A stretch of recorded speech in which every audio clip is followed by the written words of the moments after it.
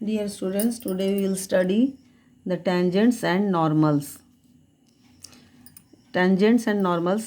सबसे पहले equation of a straight line passing through a given point x1 and y1 having slope m is y minus y1 is equal to mx minus x1. ये हम लोग class 11 में पढ़े हैं.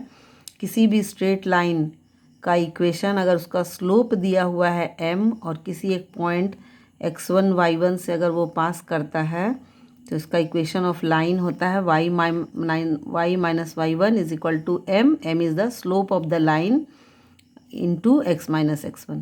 यहाँ equation of tangent and equation of normal पढ़ना है. Application of derivative का एक टॉपिक है ये, टेंजेंट्स एंड नॉर्मल्स. तो equation of tangent, let y is equal to f x, एक कर्व है y is equal to f x, y is equal to f x function का ये curve है.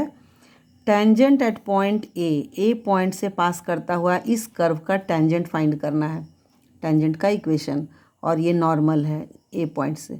तो सबसे पहले स्लोप ऑफ द टेंजेंट क्या होता है. स्लोप ऑफ द टेंजेंट अगर y is equal to f x है तो स्लोप ऑफ द टेंजेंट जो होता है वो y dash d y by d x means f dash x.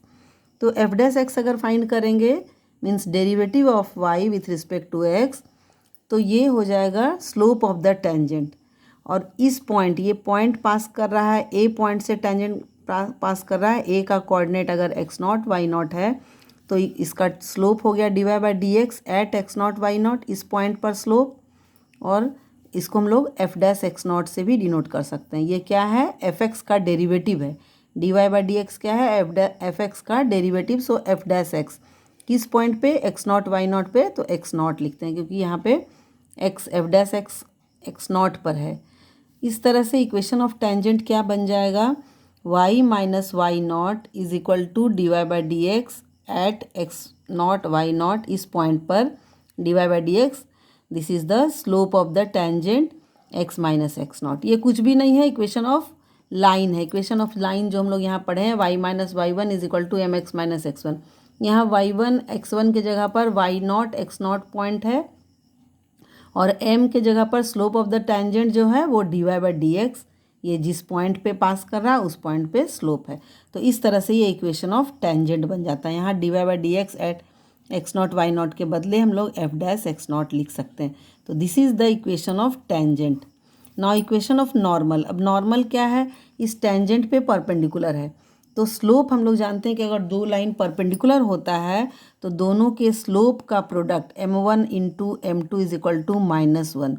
ये हम लोग पढ़ चुके हैं. अगर दो लाइन है जिसका स्लोप m1 और m2 है, अगर दोनों लाइन परपेंडिकुलर है एक दूसरे पे तो दोनों के स्लोप का प्रोडक्ट -1 होता है. तो यहाँ टेंजेंट और नॉर्मल एक दूसरे पे परपेंडिकुलर है तो टेंजेंट का जो स्लोप होगा उसका -1 बाई कर देंगे. जैसे मान लीजिए यहाँ पर अगर m1 पता है तो m2 कैसे निकलेगा, m2 is equal to -1 by m1, ये निकलेगा.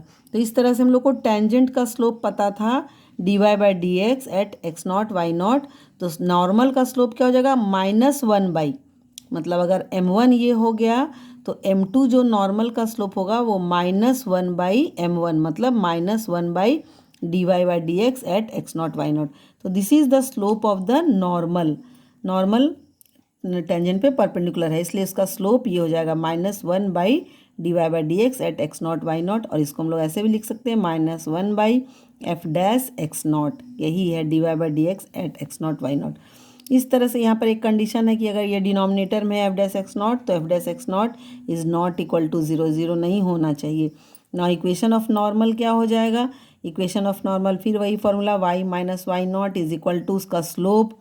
स्लोप ऑफ द नॉर्मल क्या है, -1 by d y by d x at x not y naught into x minus x naught, और इसके बदले हम लोग एफ डैश एक्स नॉट लिख सकते हैं. So this is the equation of normal to the curve y is equal to f x at point x not y not.